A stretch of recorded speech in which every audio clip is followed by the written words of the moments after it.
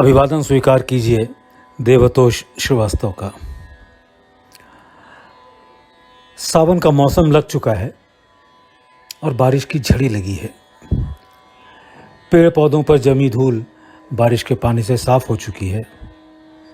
पत्ता पत्ता बूटा बूटा हरे रंग से जगमगा रहा है और इस बारिश में चलती हुई हवा में तो पेड़ ऐसे झूम रहे हैं जैसे मानो कोई अल्हड़ अभी अभी जिंदगी के 16वें साल में प्रवेश कर रही हो।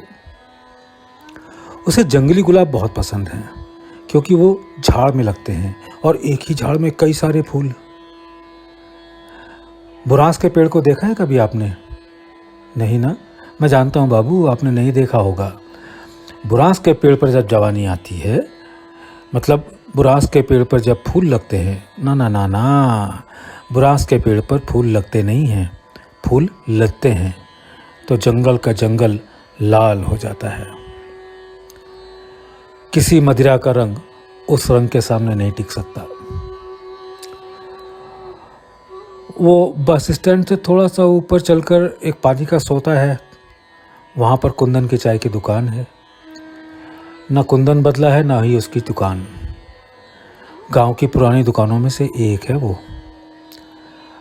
सन 70 का एक पुराना सा ट्रांजिस्टर जो सवेरे से बजना शुरू होता है, जब तक दुकान बढ़ाने का समय ना हो जाए बजता ही रहता है। गांव में अभी भी कुछ ज़्यादा बदला नहीं है। कुछ पक्के मकान ज़रूर बन गए हैं लेकिन ज़्यादातर कच्चे मकान हैं। मिसर जी की दुकान के बाईं तरफ वो एक बड़ा सा नीम का पेड़ था, याद है तुम्हें?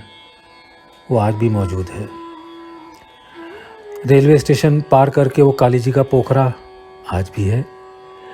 उसके किनारे कृष्ण जी का मंदिर आज भी है और मंदिर के पास वो एक बड़ा सा बरगद का पेड़ था, अभी भी है। आज भी शाम के वक्त मंदिर से कीर्तन, घंटे, घड़ियालों की आवाज़ आती है। आज भी पोखरे में शाम की आरती के बाद दिए तैरते हुए दिखते हैं। कितना अद्भुत नज़ारा होता है। शाम धीरे धीरे गहराते हुए रात में बदल जाती है और मंदिर के पीछे एक छोटा सा घर, जिसके बरामदे में एक बल्ब टिमटिमा रहा है और आराम कुर्सी पर एक बुजुर्गवार बैठे हुए नजर आते हैं। जी हाँ, ये बुजुर्गवार मंदिर के पंडित जी हैं। इनका नाम दशरथ चौबे है। उम्र बिला शक 70 से ऊपर है। चेहरे पर शांति, मन में स्थिरता और शून्य में निहारती आंखें। बाबा, पंडित जी के पोती की आवाज़। उसका नाम सुशीला है। उम्र, चलिए हटाइए, उम्र का क्या, बस यूँ समझ लीजिए कि बाबा की देखरेख और मंदिर की देखभाल का काम उसी के सर पर है। उसने अपना सारा समय बंसी बजैया को दे दिया। क्या है बेटा? पंडित जी ने बेटी की आवाज़ का जवाब दिया।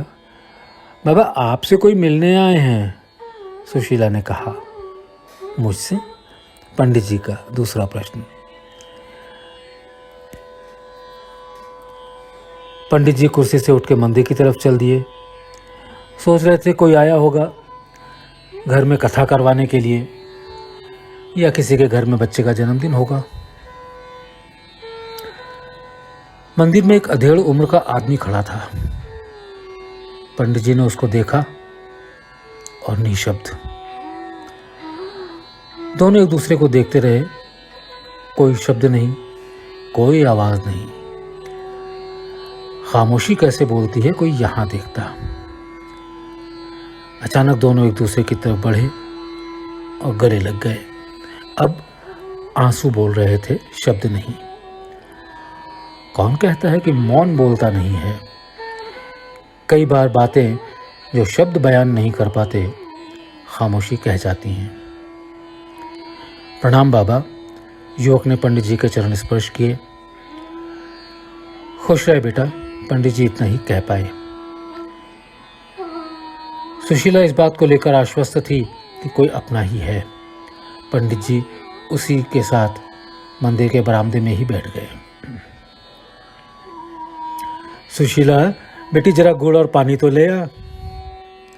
पंडित जी के स्वर में आतिथ्य का भाव।